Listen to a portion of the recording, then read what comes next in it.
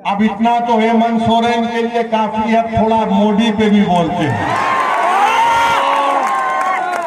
वरना कांग्रेस के लोगों में तो रात में नींद नहीं आएगी।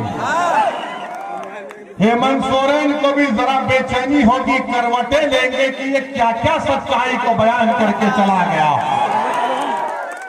फिर कोई कांग्रेसी बोलेगा या हेमंत सोरेन के पास का बोलेगा, मोदी को नहीं बोलेगा।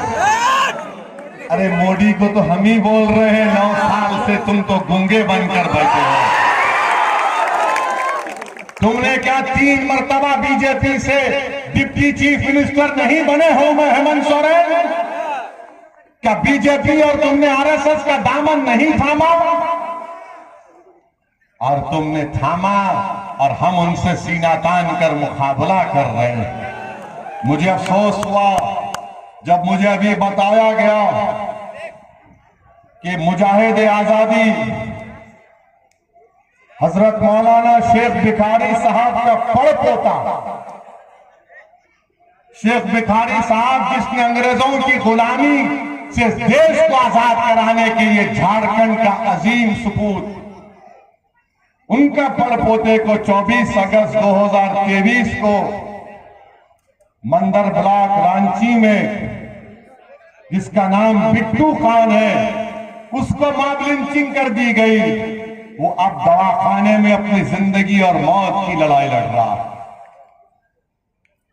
शेख भिखारी साहब का पड़पोता, गालियों से मैं रुकने वाला नहीं हूं। यहां तेलंगाना में हमारे 7 विधायक हैं, कोई मंत्री नहीं है। सुनिए, कोई मंत्री नहीं है, मगर हम 50 लाख से कम हैं। 2200 करोड़ रुपये सालाना मिलता है। आप 60 लाख हैं, 4 एमएलए हैं, 2 मंत्री हैं, मगर आपका बजट 500 करोड़ रुपये है।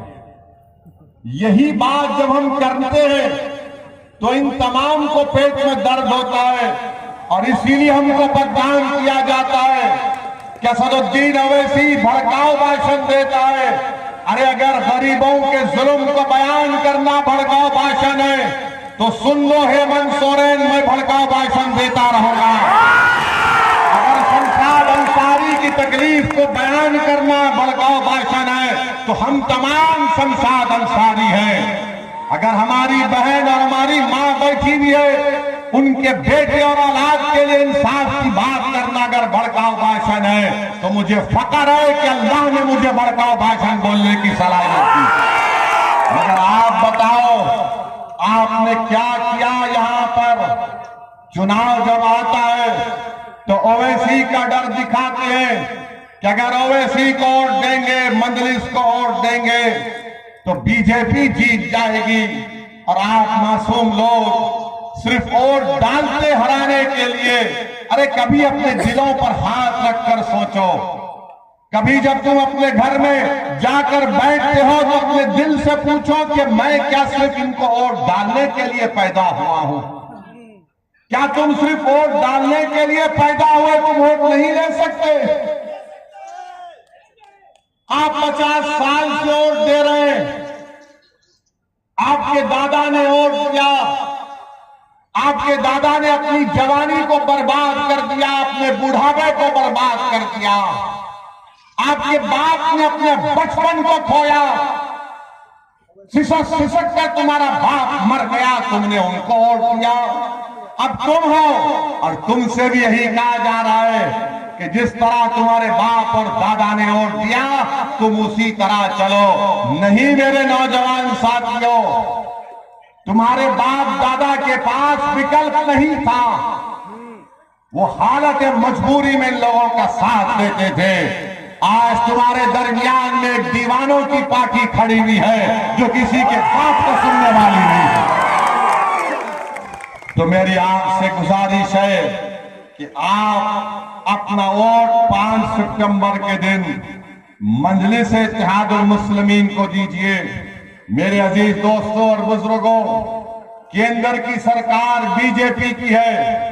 आपको जानकर तकलीफ होगी कि 2020 और 21 से झारखंड की सरकार को अल्पसंख्यक समाज के विकास के लिए एक स्कीम है एमएसडीपी, पीएमजेवी के जो केंद्र की सेंट्रल गवर्नमेंट से आती है। झारखंड की सरकार को 155 करोड़ रुपए दिए गए। कितने? 155 करोड़ रुपए दिए गए। ये हेमंत सोरेन ने उसमें से सिर्फ 5 करोड़ रुपए खर्चा किए। 155 करोड़ में स्कूल की बिल्डिंग बननी चाहिए थी, रोड बनना चाहिए था जहां पर अल्पसंख्यक समाज रहता है, मुसलमान, जहां पर ईसाई रहते हैं, मगर इन्होंने उसमें से 5 करोड़ रुपए खर्चा किए। बोरवेल डालना चाहिए था, कॉलेज की बिल्डिंग बनना चाहिए था। अब बताओ इसमें ओवैसी कहां से आ गया? 155 करोड़ में सिर्फ 5 करोड़ रुपए खर्चा करते हैं और यहां पर आकर ये हेमंत सोरेन के मंत्री कहते हैं कि मौलाना मुबीन रजवी भेड़िया है।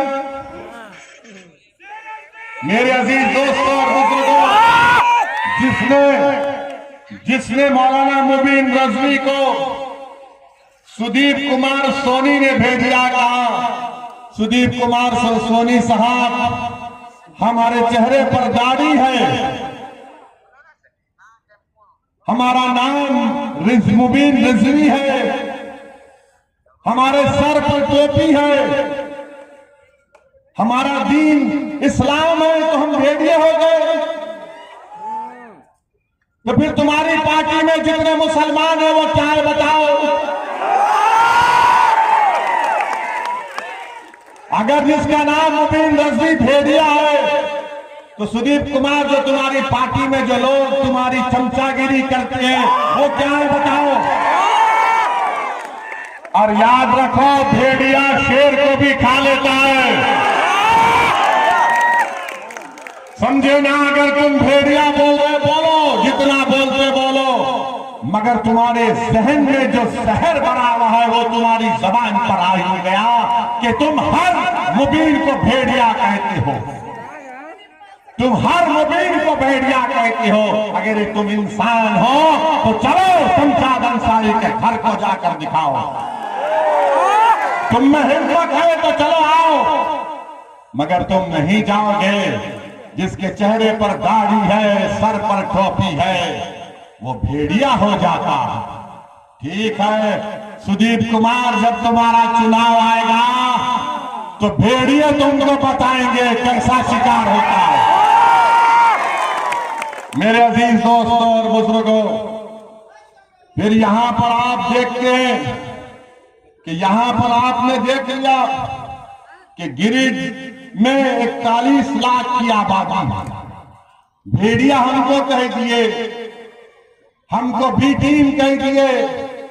41 लाख की आबादी में सिर्फ 25 स्कूल हैं और उसमें एक ही 25 स्कूल है जिसमें से 1 या 3-4 है 12वीं जमात तक। अब ये बच्चे कहां पर जाएंगे पढ़ने के लिए? बताइए हेमंत सोरेन साहब, ये बच्चे कहां पर जाएंगे? तेलंगाना में, जिस प्रदेश से मैं आता हूं, जहां पर हमारा कोई मंत्री नहीं है, हमारा कोई मंत्री नहीं, हमने क्या काम किया? हमने वहां पर 1 लाख मुस्लिम बच्चे और बच्चियों को 204 गवर्नमेंट के रेजिडेंशियल स्कूल को खुलवाया और 6ठी जमात से 12वीं जमात तक हमारी बेटियां और हमारे बेटे फ्री में पढ़ते हैं। हम मंत्री नहीं बने, ना कभी बनेंगे।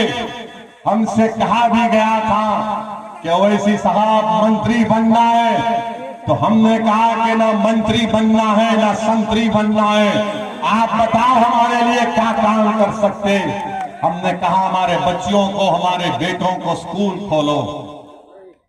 आपको जानकर खुशी होगी कि 1 लाख के करीब मुस्लिम बच्चे और बच्चियां तेलंगाना में 6ठी जमात से फ्री में पढ़ रही हैं और मेरे पार्लियामेंट के इलाके में मैंने एक जूनियर कॉलेज को खुलवाया। 11th और 12th में उस जूनियर कॉलेज के 5 बच्चे नीट क्वालिफाई होकर गवर्नमेंट के मेडिकल कॉलेज में फ्री सीट लाकर अब मेडिसिन डॉक्टर बन रहे हैं। ये काम मैंने किया, हमारे एमएलए अकबरुद्दीन ओवैसी के विधानसभा में ये काम हुआ। ये काम आप कर सकते हैं झारखंड में। कब कर सकते हैं आप? जब आप अपने विधायक को कामयाब करेंगे, जब आप सियासी ताकत हासिल करेंगे।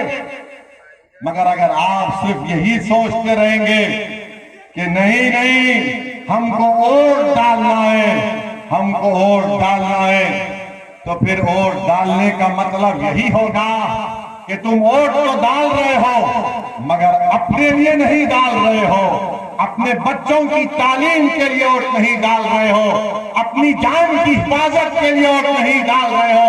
क्योंकि जब तुम वोट डाल रहे तो शमशाद कैसे मरा बताओ मुझे? इतने लोग कैसे मर गए जब तुमने वोट डाला? अब झारखंड